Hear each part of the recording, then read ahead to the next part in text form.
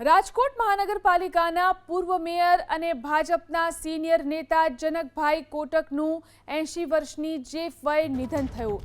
તાજેતરમાં યોજાયેલી મહાનગરપાલિકાની ચૂંટણીમાં રઘુવંશી સમાજ નારાજ થતા સમાજને સમજાવવાની જવાબદારી જનકભાઈ કોટકને સોંપાઈ હતી। જનક કોટક રઘુવંશી સમાજના દિગ્ગજ નેતા હતા।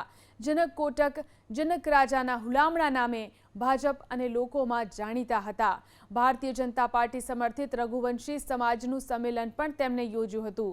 6 જૂન 2026ના 80મા વર્ષ નિમિત્તે રાજકોટ મનપાના વર્તમાન મેયર ડોક્ટર નેહલ શુક્લ, શહેર ભાજપ પ્રમુખ માધવ દવે સહિતના ભાજપના આગેવાનોએ જનક કોટકને ઘરે જઈ અને જન્મદિવસની શુભેચ્છાઓ આપી હતી।